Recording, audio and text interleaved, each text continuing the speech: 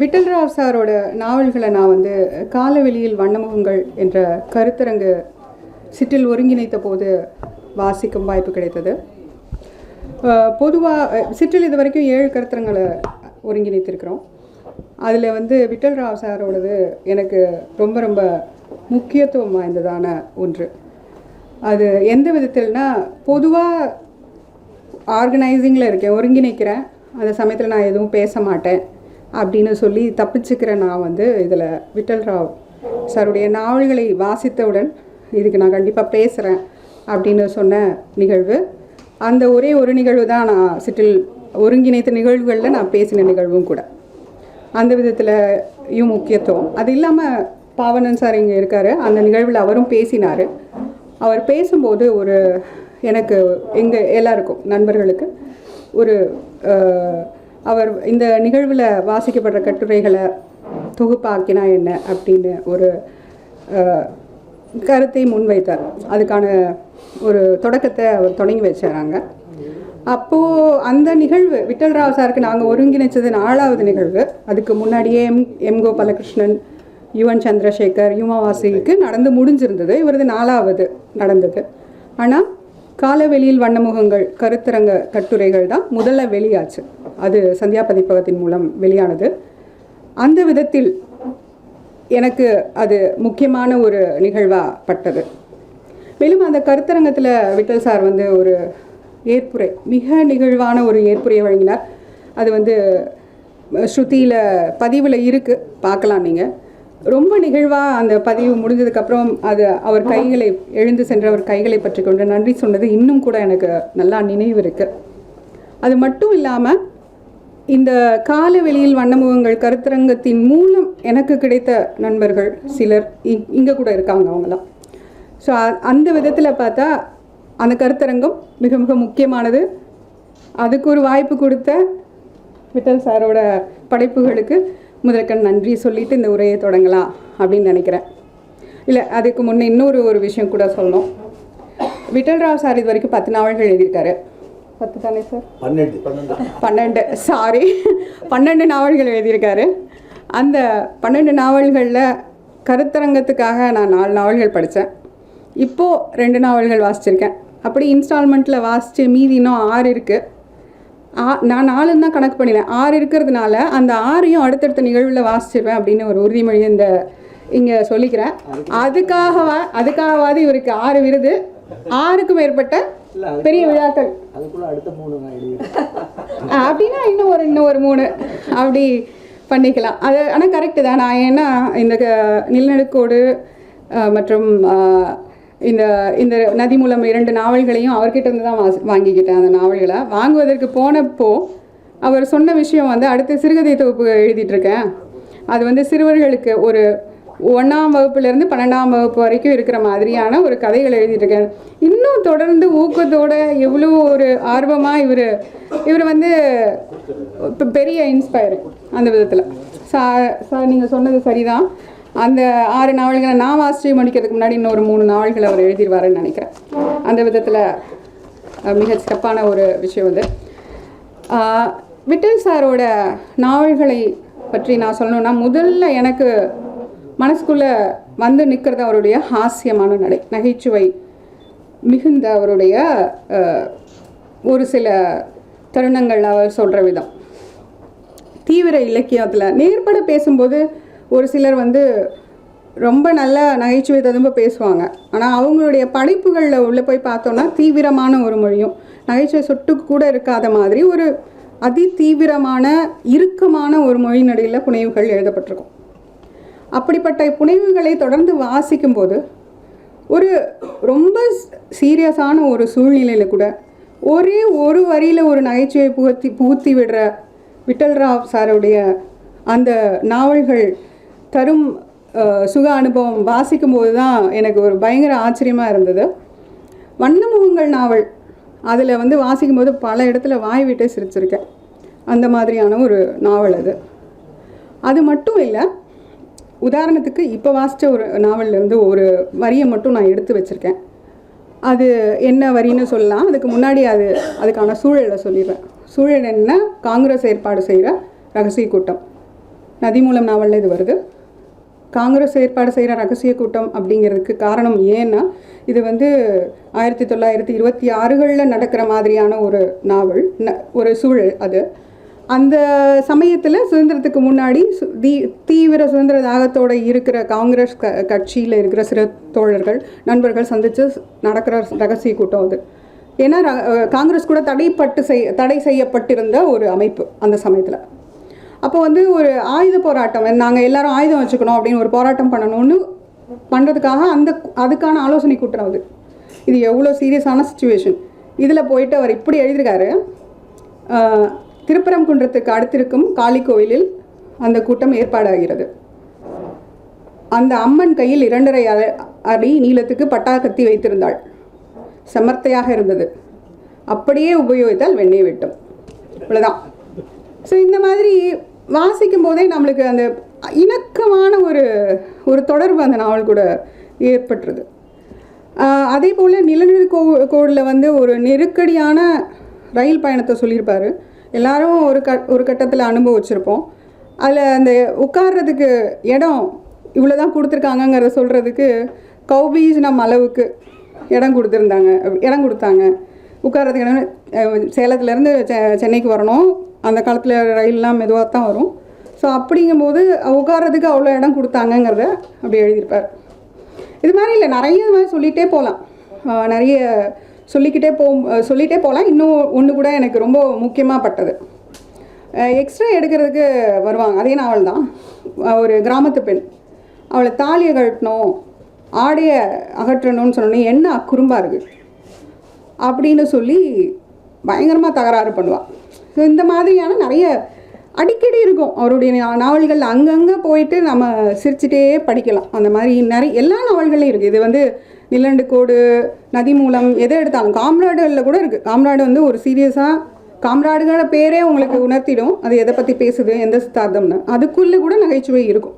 அப்படி தான் அவர் எழுதியிருக்காரு. ஹாஸ்யத்துக்கு இணையாக இன்னொரு விஷயம் சொல்லணுன்னா, இவருடைய பல வர்ணனைகள், காட்சி வர்ணனைகளை பார்க்கும்போது அது வந்து நம்ம பால்யத்தை நோக்கி திருப்போம். போக்கிடம் அந்த மாதிரியான ஒரு நாவல். போக்கிடம் வந்து இது ஒரு முக்கியமான நாவலை நான் கருதுறதுக்கு காரணம் என்னென்னா, அது இந்த இயற்கைக்கு நம்ம இப்போ என்னெல்லாம் பண்ணியிருக்கோம், எவ்வளோ சீரழிக்கிறோம் அப்படிங்கிற மாதிரியான ஒரு அழுத்தமான கேள்வி எழுப்புகிற நாவல் அது. புனலும் மணலும், சாயாவனம், இந்த மாதிரி நாவல்களுக்கு இணையாக வைக்கக்கூடிய அளவுக்கு ஒரு சூழ்நிலை சார்ந்த ஒரு விசாரணையை செய்கிற ஒரு நாவல் அது. அதன் பிறகு இதில் வந்து இன்னொரு விஷயம் நான் கவனித்தது, நதிமூலம் நாவலில் ஹனுமந்தராவ்னு ஒரு கேரக்டர் இருக்கும். அதை வந்து இவர் கண்டேன் சீதையாரே அப்படின்னு சொல்லி கூப்பிடுவார். கண்டேன் சீதையாரே அப்படிங்கிறது கண்டேன் சீதை அப்படிங்கிறது கம்பனுடைய வார்த்தை. இதை எவ்வளோ அழகாக உபயோகிச்சிருக்கா, எவ்வளோ சமயோதிய நம்ம யோசனை பண்ணியிருக்கணும் ஹனுமந்தராவுக்கு இந்த மாதிரி ஒரு வாக்கியத்தை சொல்கிறதுக்கு. ஸோ இது ஒரு விஷயமா இருந்தது. அப்புறம் இவர் காட்சிகளை எழுதினா அப்படியே நம்ம ஒரு சினிமா பார்க்குற மாதிரி திரைக்காட்சி போல் இருக்கும். அந்த அளவுக்கு காட்சிகள் எழுதியிருப்பார். ஒரு ஒளியை பற்றி எழுதினா அந்த ஒளியை நம்ம காதலை கேட்க முடியும். பூட்ஸ் டக்கு நடந்து வந்தார் அப்படின்னு சொல்லி கூட எழுதியிருப்பார். ஸோ அந்த காட்சியில் ஒரு உதாரணத்துக்கு ஒன்று சொல்லணும்னா, இந்த காட்சி நம்ம பார்த்துருக்க வாய்ப்பு இருக்குது, இப்போக்கெல்லாம் உண்டான்னு தெரியலை. ஆனால் ஒரு நிலநடுக்கோடில் இதை எழுதியிருக்காரு. ரயில் வண்டிகள் வேகமாக கடக்கும்போது பெரும்பாலான வளையம் ஒன்றை வீசிவிட்டு போர்ட்டர் கொடுக்கும் இன்னொரு வளையத்தை வாங்கி கொண்டு அந்த வண்டி ஓட்டுநர்கள் பறப்பதை கண்டு தேவு பரபரப்படைந்தான். ஸோ இந்த காட்சி வந்து அப்படி கண்ணு முன்னாடி வருது. ஸோ இதை நம்ம படிக்கும்போது நம்மளுக்கும் அதே பரபரப்பாக இருக்கும். அதுபோல் இன்னொரு இது எப்பயுமே படைப்பாளிகளுக்கு எதுலேயுமே ஒரு கலைத்தன்மை பார்க்குற ஒரு குணம் உண்டு. அந்த தன்மை வந்து விட்டல்ராவ் சாருக்கு இருக்கிறதுல ஒரு ஆச்சரியம் இல்லை. அது அவருடைய எழுத்துலையும் வந்து அழகாக அமையுது. நீல் சிலை உடைப்பு சத்தியாகிரக போராட்டம்.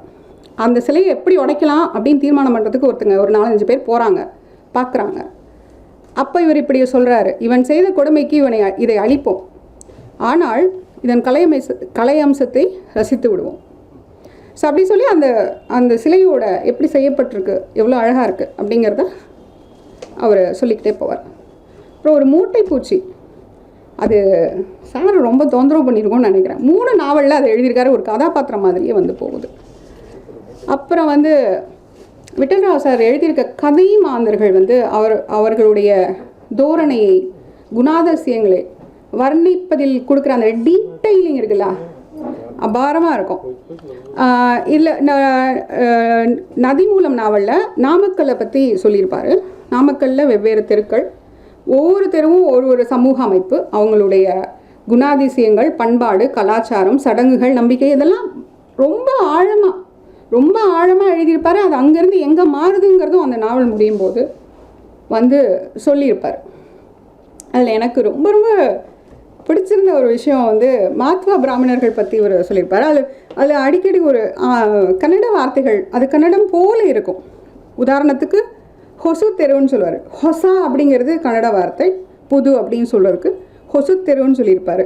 அதுக்குள்ளேயே இன்னொரு இடத்துல வரும், அசல் கன்னடத்தை பேசுகிற அவங்களோட குடும்பத்துலேருந்தே ஒரு பெண் அசல் கன்னடத்தை பேசுகிறாங்கிற மாதிரி முடியும். ஸோ இது வந்து கலப்படமான, தமிழோட சேர்ந்து கலப்படமான ஒரு மொழியை பேசுகிற அந்த மாத்வா பிராமணர்கள் அவங்களோட நெற்றியில் இட்டுக்கிற கருப்பு கலரான அந்த அங்கராட்சதை கோடு, கரிக்கோடு, அதை சுற்றிய கோபி சந்தனம், அதை எப்படி தயாரிக்கிறது, எப்படி இட்டுக்கிறதுன்னு எழுதியிருக்க அந்த டீட்டெயிலிங்கை படிக்கும்போது சம்மந்தப்பட்ட மாத்வா பிராமன் நம்ம முன்னாடி வந்து நின்று ஹலோ சொல்கிற மாதிரி இருக்கும். அவ்வளோ அழகான டீட்டெயிலிங். அந்த டீட்டெயிலிங் இதில் மட்டும் இல்லை, நிறைய அடுத்தடுத்த எல்லா நாவல்களையுமே அதை பார்க்கலாம். வண்ணமுகங்களில் குறிப்பாக அந்த நாடகாரங்கள்லாம் எப்படி அமைக்கிறாங்க, ஒளி மேலே கீழே போகிற அந்த ட்ராலிஸு, அதெல்லாம் ரொம்ப அழகாக எழுதியிருப்பார். அப்புறம் வந்து ஒரு குழந்தையோட போக்கில் இருந்து சொல்கிற மாதிரி நதிமூலத்தில் தான் வரும். கொல்லிமலையில் வந்து அடிக்கடி தீப்பிடிக்கும். அதை வந்து அந்த பொண்ணு வந்து கொல்லிவாய் பிசாசு போல் கற்பனை பண்ணிக்கிற மாதிரி எழுதியிருப்பார். கற்பனை பண்ணிக்கிற மாதிரி எழுதியிருக்க அடுத்த 2 பத்தியில் அவளுக்கு கல்யாணம் நடக்கும். ஸோ அதுதான் அந்த நாவலில் இருக்கிற அவ்வளோ சின்ன வயசில் கல்யாணம் பண்ணி கொடுத்துருவாங்க தொடக்கத்தில். அப்புறம் எப்படி அது பரிமாணமாக மாறுதுங்கிறத எல்லாமே எழுதியிருப்பார். அப்புறம் விட்டல்ராவ் சாரோட நாவல்கள் ஒன்றுக்கொண்டு தொடர்பு கொண்டவை என்னை பொறுத்த வரைக்கும், ஆனால் உள்ளடக்கத்தில் வெவ்வேறானவை. எப்படின்னு நானே சொல்லிடுறேன்.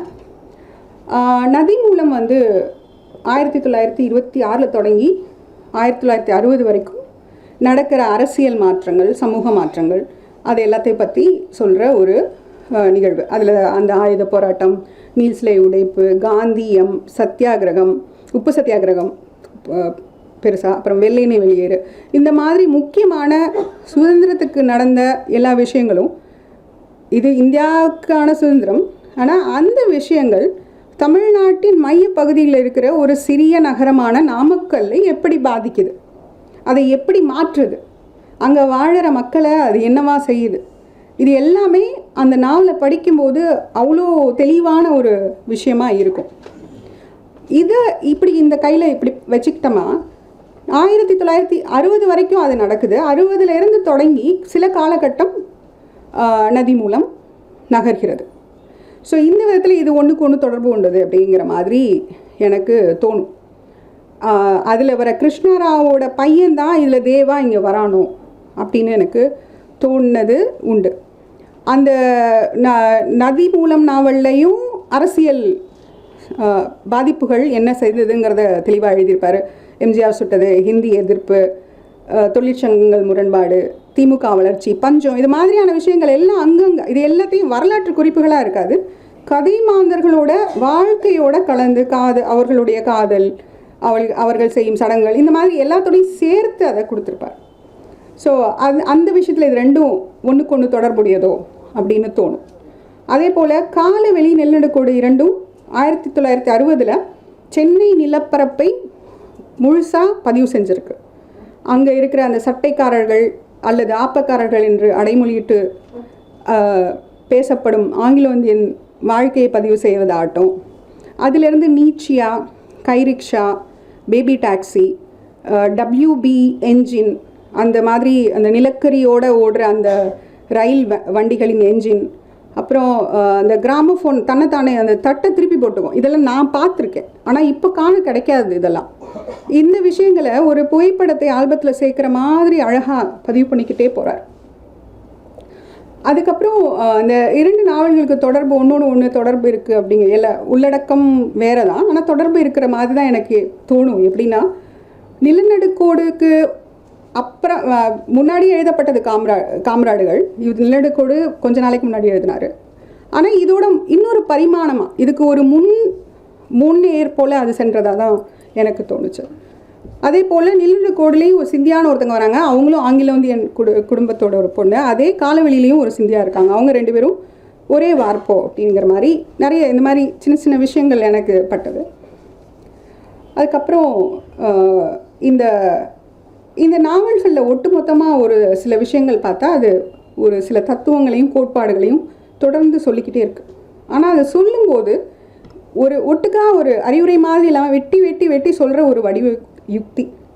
அதுவே அந்த கோட்பாடுகளையும் தத்துவங்கள் மீதும் வர அந்த சலிப்பை நீக்கி இந்த நாவல்கள் மீதான ஒரு சுவாரஸ்யத்தை கூட்டி விடுகிறது.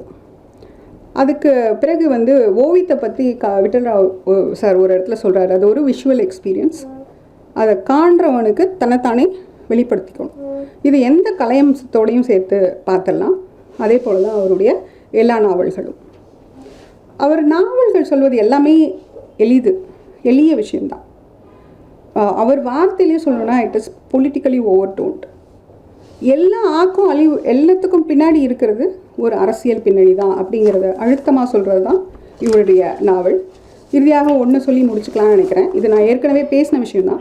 நான் தெளிவாக அதில் சொல்லாத விஷயங்கள் தான் இதில் சொல்லணும் அப்படின்னு அந்த போன உரையில் இருந்ததை தவிர இருக்க விஷயங்கள் பேசணும்னு நினச்சிருந்தேன். ஆனால் இது எனக்கு ஒரு முக்கியமான ஒரு கண்டடைதெல்லாம் தெரிஞ்சிச்சு. அந்த கருத்தரங்கத்தில் நான் ஒரு முக்கியமான ஒரு விஷயமா சொல்லியிருக்கிறது, இவருடைய நாவல்கள் ஒட்டுமொத்தமாக பேசுகிறது இல்லாமல் போதல் அப்படிங்கிற ஒரு விஷயத்தை. இல்லாமல் போதல்ங்கிறது உருமாற்றம் அடைதலோ இல்லை பரிமாண வளர்ச்சி அடைகிறதாலோ எது மாதிரி வேணாலும் நம்ம எடுத்துக்கலாம். அந்த கோட்பாட்டோட நீட்சியாக கூட எடுத்துக்கலாம். அந்த மாதிரி தான் இந்த டேனிஷ் பேட்டை போக்கிடத்தில் டேனிஷ் பேட்டை சேர்வராயன் மலையாக மாறுது. வண்ணமுகங்களில் கிருஷ்ணகான நாடக மண்டிலி தென்னிந்திய நாடக சங்கமாக மாறுது. காம்ரேட் சத்யநாராயணன், காலவெளி ஓவியர் சக்கரவர்த்தி, இவங்க எல்லாம் உணர்த்துறது இந்த இல்லாமல் போவது தான். அதே கண்டறிதல்களை நோக்கி தான் இந்த நதி மூலமும் நிலநடுக்கோடும் எழுதப்பட்டிருக்கிறது. மாற்றம் ஒன்றே நிலையானது அப்படிங்கிறது. அதை வேணால் நம்ம பரிமாண வளர்ச்சின்னு ஆறுதலாக சொல்லிக்கலாம். அவ்வளோதானே தவிர மற்றதெல்லாம் இவ்வளோதான், இத்தனை தான், இவ்வளோதான், வேறு எதுவுமே இல்லை அப்படிங்கிற மாதிரி சொல்லியிருக்காரு. அந்த நாவல்கள் நிறைய விஷயங்கள் பேசியிருந்தாலும் அதில் ஒரு சில துளியை இங்கே சொல்கிறதுக்கு வாய்ப்பளித்ததுக்கு மிகவும் நன்றி.